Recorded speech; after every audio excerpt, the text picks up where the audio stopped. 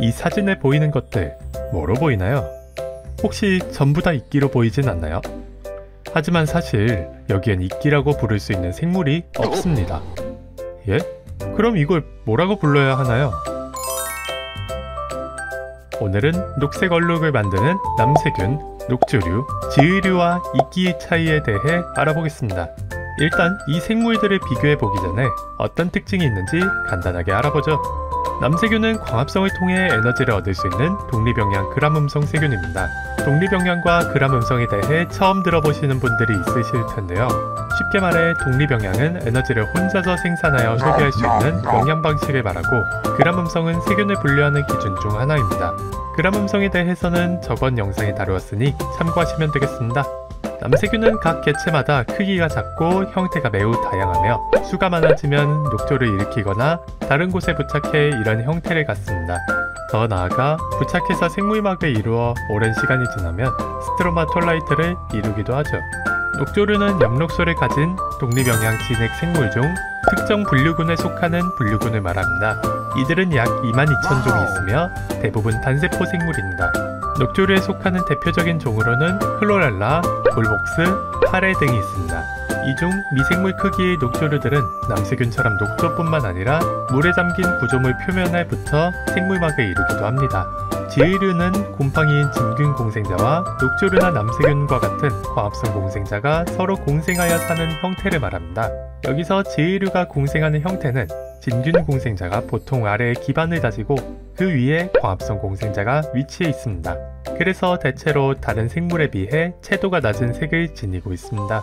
또 이들은 대체로 세 가지 형태를 띠는데, 이 형태에는 얼룩 형태나 잎사귀 형태, 실이 엉킨 형태가 있습니다. 이끼는 대부분의 식물이 가지고 있는 물이나 영양분을 이동하는 관, 즉 물관과 채관, 그리고 꽃이 없는 식물을 말합니다. 이끼는 물관과 채관이 없어 일반적인 식물에 비해 작은 크기를 가지며 꽃 대신 포자로 번식을 합니다. 근데 이런 이끼 주변에서 많이 본 것 같은데 왜 식물이라면서 잎이 안 보이는 건가요? 그 이유는 잎이 너무 얇고 작아서 그렇습니다. 보다시피 대부분의 이끼 잎 두께가 세포 하나로만 되어 있는 것을 알 수 있죠. 이끼는 포자로 번식하기 때문에 포자를 내뿜는 포자체를 형성할 때 이렇게 길게 위로 나온 구조물도 볼 수 있죠.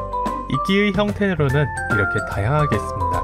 우산이끼, 뿌리끼 등등 정말 많고 다양하죠. 이끼들의 분류나 형태에 대해서는 다음 시간에 더 자세히 소개하겠습니다. 그래서 앞에서 봤던 사진들이 도대체 남세균 또는 녹조류인지 지의류인지 이끼인지 아직도 모르겠다고요? 그럼 각각의 사진들을 비교해가면서 확인해 보겠습니다.